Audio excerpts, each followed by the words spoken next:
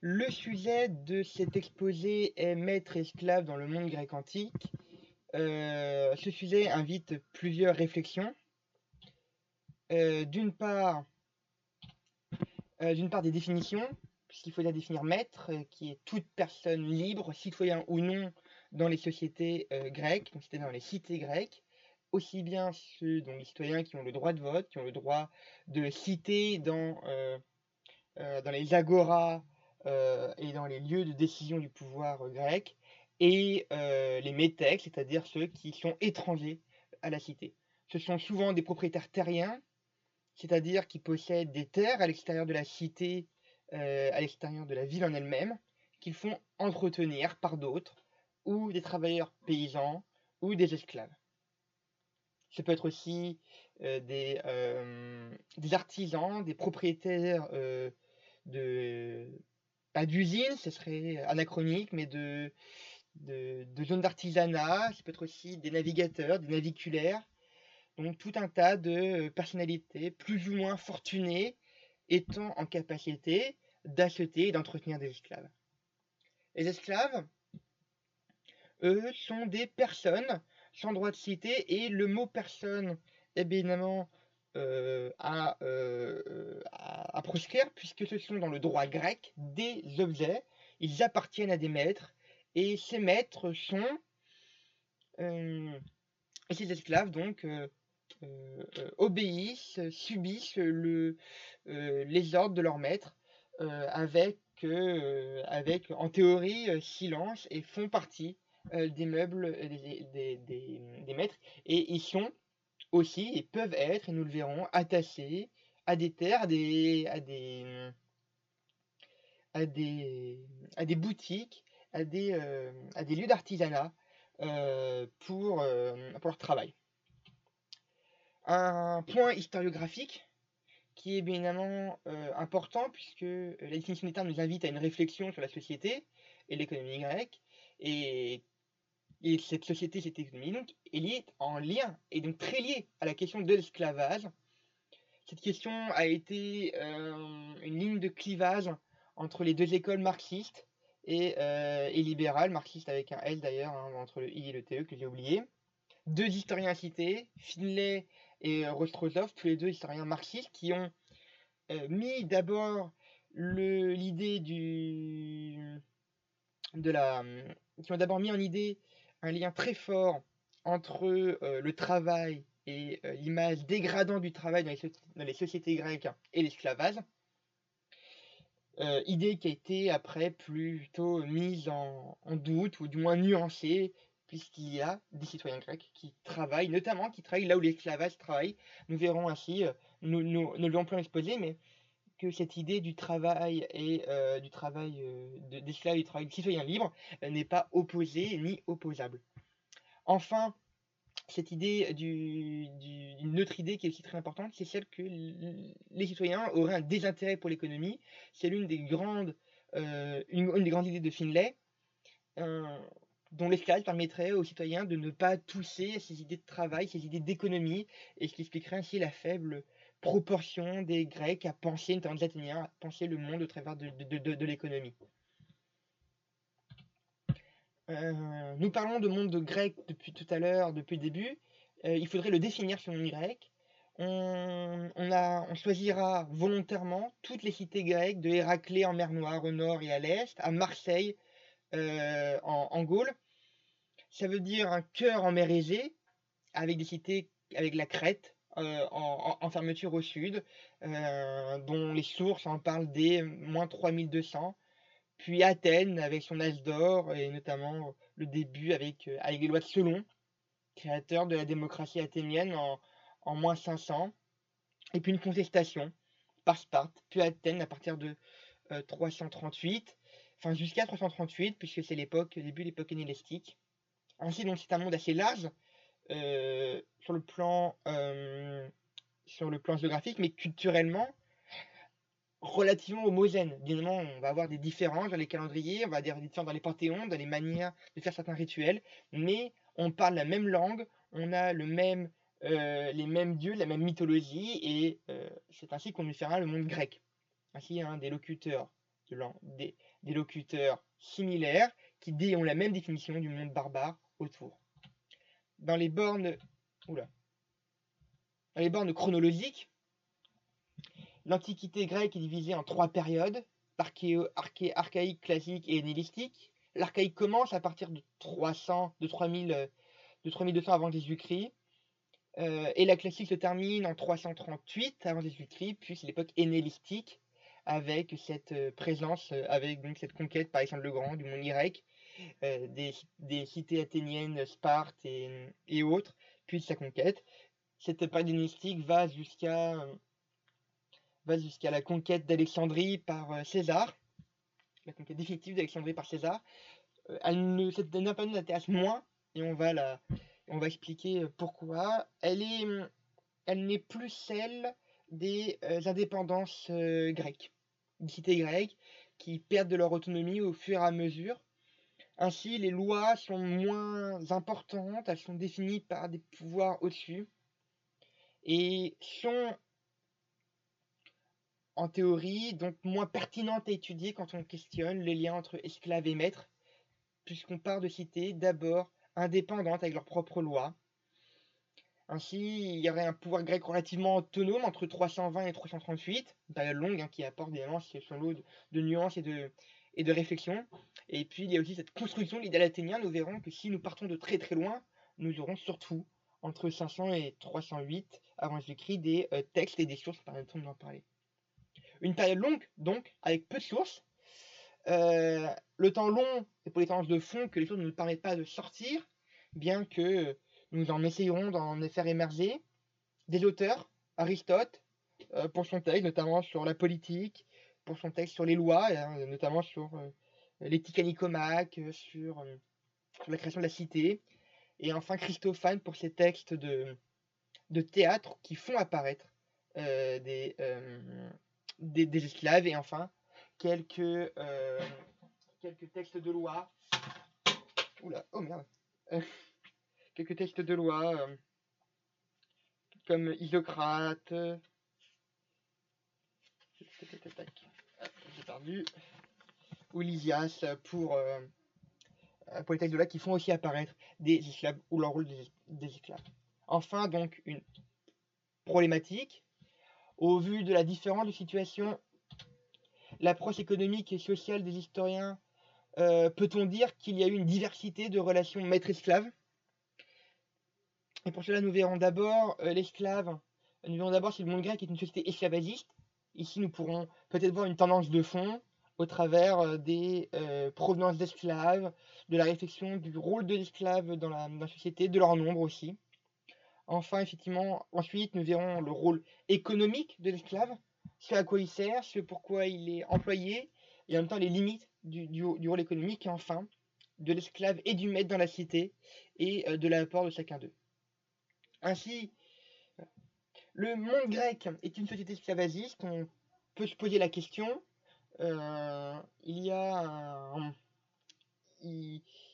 une invitation, une question qui va être forcément nuancée, avec d'une part la question de la provenance des esclaves, une question aussi de leur nombre, et puis enfin du rôle, enfin et la manière de l'organisation et la manière d'organiser les esclaves au sein de la société grecque.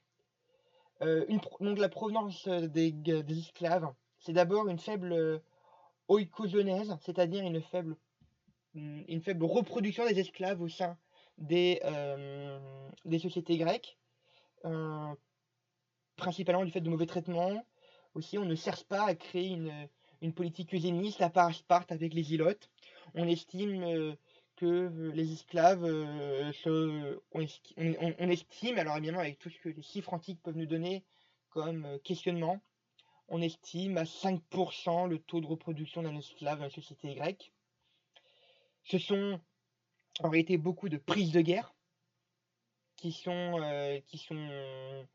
fournissent des esclaves, des barbares venant principalement du nord, donc de ce qu'on appellerait aujourd'hui la Macédoine, la Roumanie, donc la Thrace antique, ou alors des bords de la mer Noire, depuis Héraclée. Ces esclaves donc qui viennent de terrains extérieurs, avec comme principaux lieux d'essence Délos et Corinthe. Délos, c'est une petite île au centre de la mer Égée, dans l'archipel des Cyclades. On pourrait y... Elle est connue évidemment pour être le lieu du trésor athénien lors de la Ligue de Délos.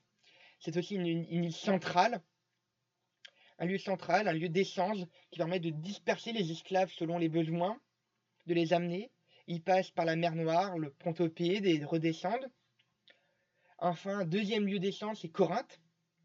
Corinthe, on estimera à plus de 140 000 esclaves vivants, selon certains auteurs. Corinthe, évidemment, au centre, bien évidemment, de la Grèce, à côté de l'isthme du Péloponnèse. Un lieu stratégique qui permet de faire le lien entre Athènes et Sparte, et ainsi une meilleure répartition des esclaves. Enfin, il y a aussi la question du nombre des esclaves. Combien? C'est une difficulté à compter. Andro estime une fourchette de 1 à 10. Donc on est sur des chiffres qui peuvent être très peu fiables. Du nombre d'esclaves, c'est donc un premier point à comprendre quand on parle d'une société esclavagiste. Ainsi, quand on essaie des estimations, en 338, Hypéride nous parle de 150 à Athènes, tandis qu'un compilateur à Corinthe nous parle de 460 000 esclaves, ou encore 470 000 à Ésine. La plupart des historiens, dont Finlay, pensent que ces esclaves sont en réalité plutôt... En fait, ces compilateurs ont pris en compte le nombre d'esclaves en transit, c'est-à-dire de ceux qui ne vivent pas ou ne travaillent pas directement dans ces villes, mais aussi ceux qui sont en vente.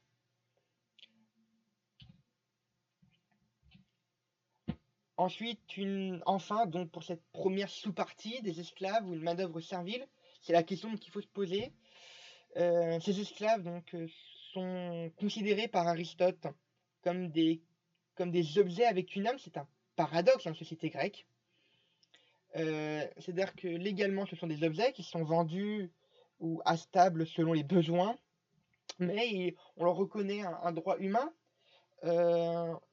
Nous verrons plus tard que ce droit donc, est très particulier, mais ça pose une question dans la paradoxe de la société grecque qui doit les traiter, donc, qui les considère comme humains du point de vue de l'âme, puisqu'ils ont un droit, puisqu'ils ont eux aussi cette même capacité de religion, de réflexion, mais qui sont des objets, ce qui va en théorie à l'encontre de l'idéal de liberté des Grecs. Enfin, est-ce qu'il y a une servitude communautaire, puisque les esclaves, on les imagine surtout principalement individualisés au sein d'un réseau de soumission et de domination. Pourtant, il y a aussi des communautés servitudes, ainsi le cas des Zilotes de Sparte, dont on estime leur nombre entre 170 000 et 224 000 environ selon les périodes.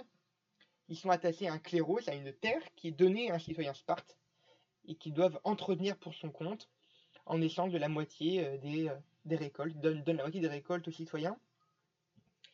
Les Zilotes sont un peuple grec qui ont été conquis et soumis par Sparte.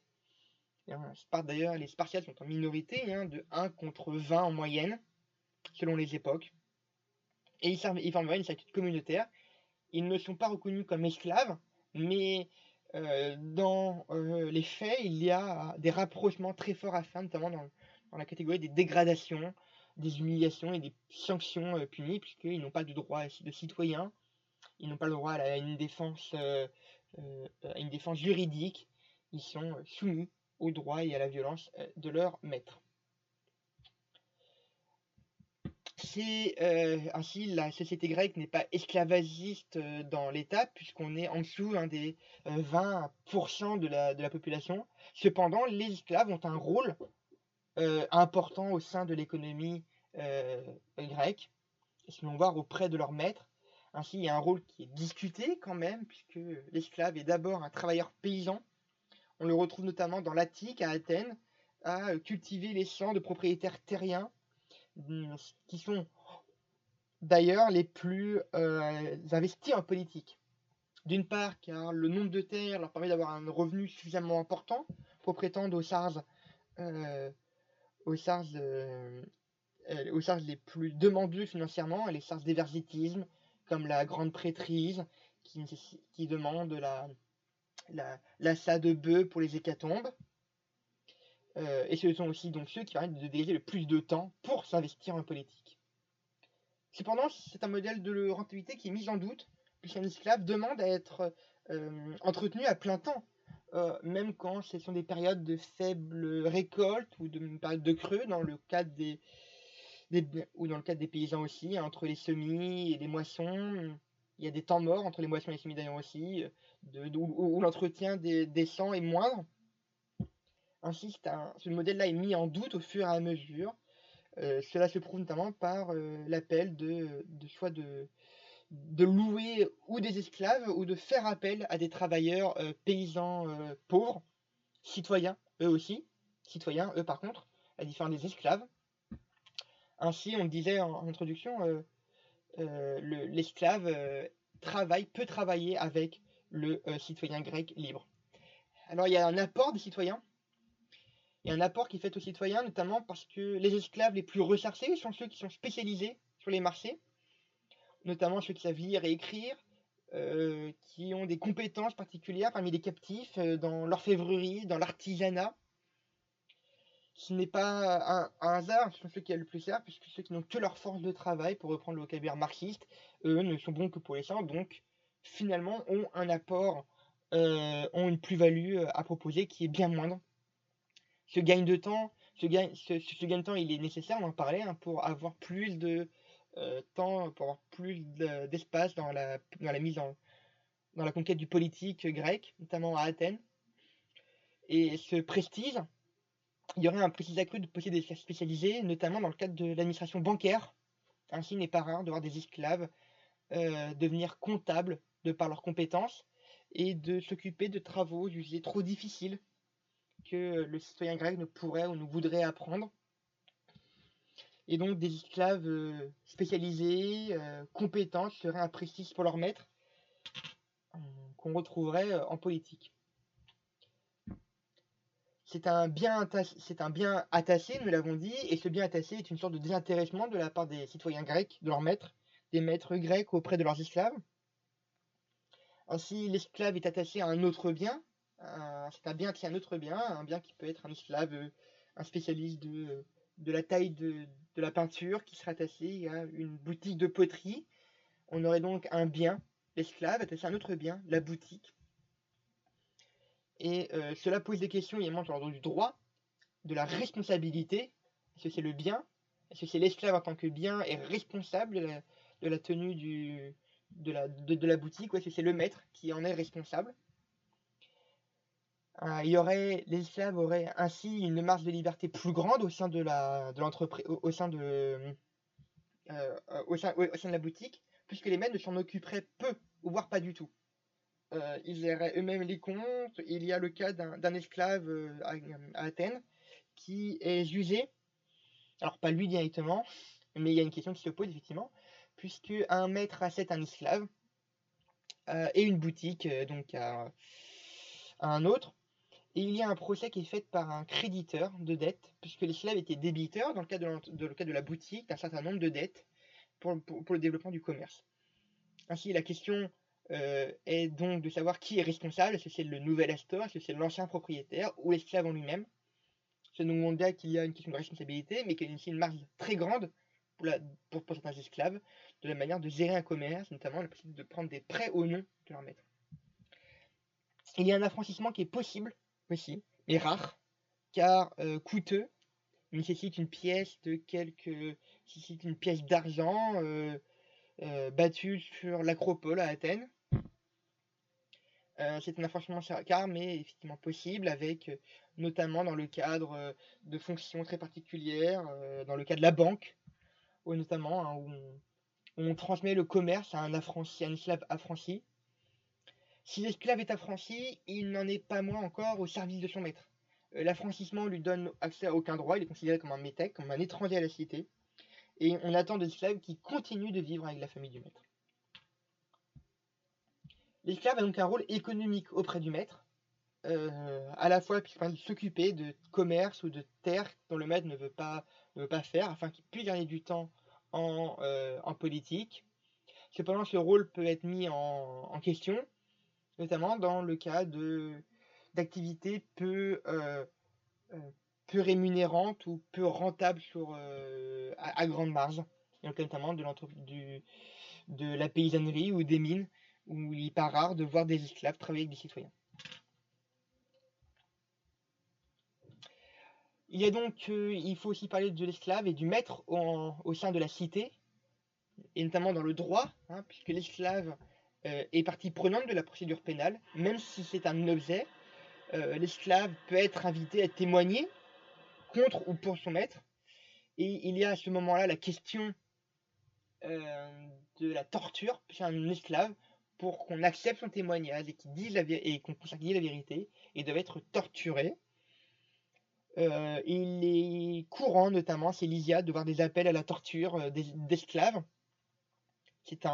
Au-delà d'une pratique courante, c'est aussi un argument rhétorique pour prouver la confiance ou non de l'accusateur ou de l'accusé dans ses dires.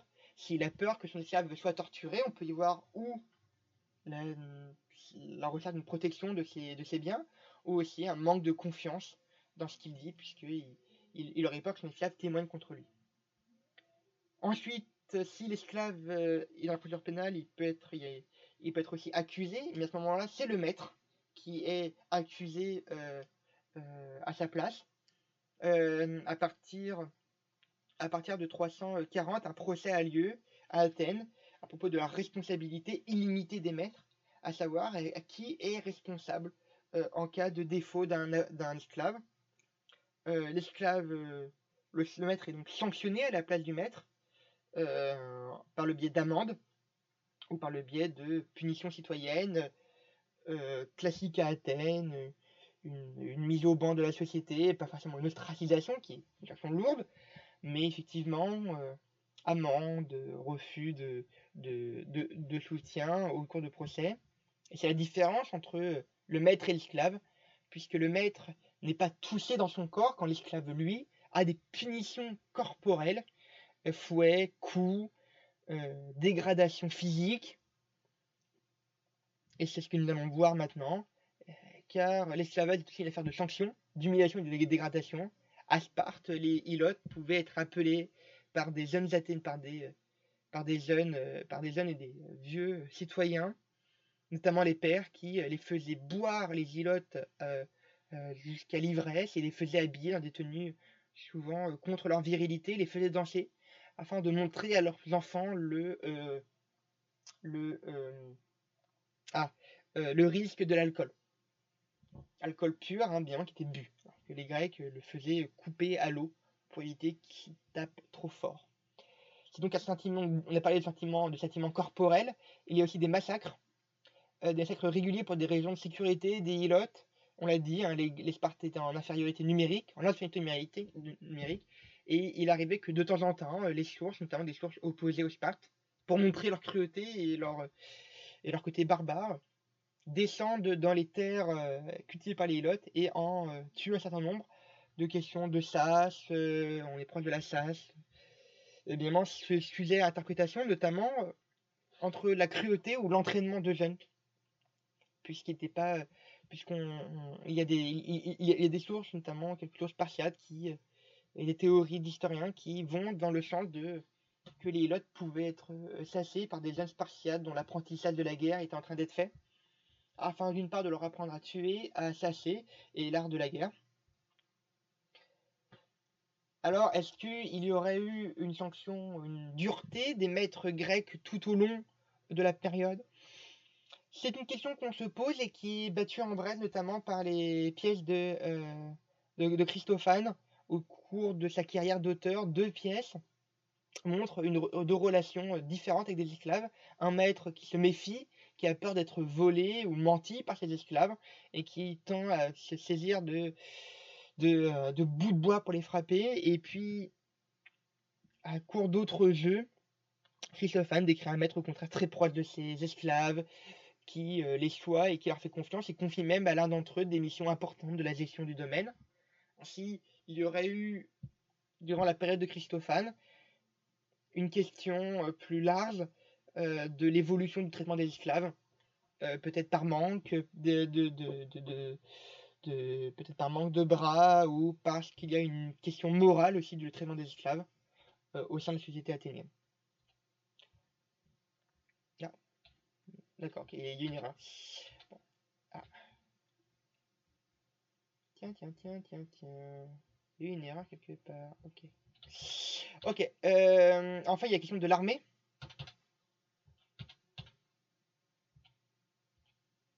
Qu'est-ce qui essaye cette affaire?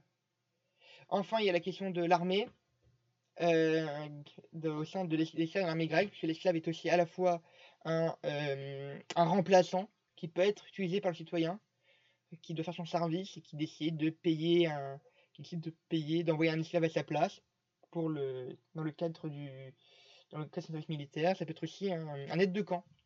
Les armées athéniennes, évidemment, les esclaves sont invisibilisés dans la plupart du temps dans les textes, puisqu'ils ne sont pas censés être partie prenante de l'armée de citoyens, notamment c'est Athènes et Sparte. Mais il y a des peintures des peintures d'amphores et de figures rouges et noires montrant un esclave apporter ou porter le matériel de son maître à côté de lui. Les esclaves sont donc des aides de camp qui permettraient de faciliter les mouvements de troupes, puisque les soldats seraient moins fatigués à porter leur matériel.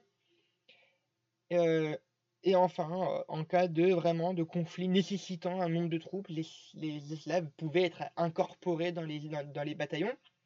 C'est notamment des Ilotes qui se battent pour Sparte, avec la crainte de rebelles, ou alors d'un autre peuple au même statut de servitude collective spartiate, qui eux ont montré la fidélité et ont été largement armés par Sparte dans le cadre de leur guerre contre Athènes.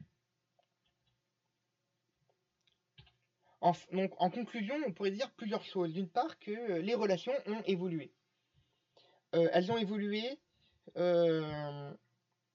car on passerait si on suit Christophane, d'une gestion plus morale des esclaves, moins dure, moins sévère, moins humiliante, à une relation de confiance. Cette relation de confiance, elle se démontre notamment par l'incorporation d'esclaves dans les armées athéniennes et spartiates, et aussi de toutes les cités grecques qui en auraient eu besoin à un moment ou à un autre de leur existence.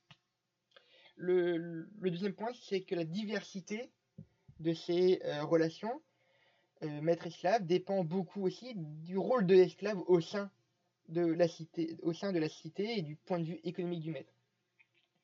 Un esclave peut être un proche du maître, dans la mesure où celui s'occuperait d'un commerce pour le maître, et donc aurait un rôle, aurait la confiance de son maître, tandis que celui qui s'occuperait des terres serait moins, puisqu'il est juste un exécutant, un exécutant physique de sa volonté. Cette diversité, elle se retrouve dans la question du droit.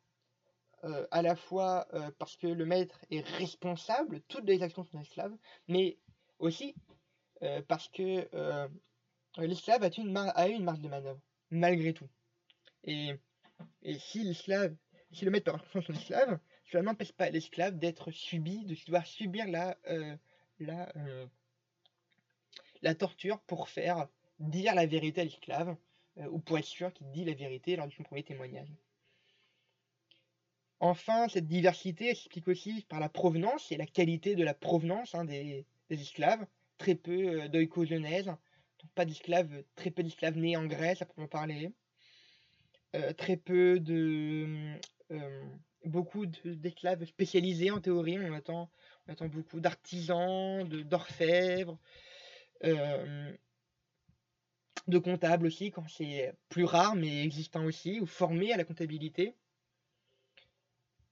avec effectivement des pôles d'essence qui permettraient un contrôle et un marché des esclaves extrêmement fort. Ce qui, pour autant, et on l'a vu, ne font pas de la société grecque une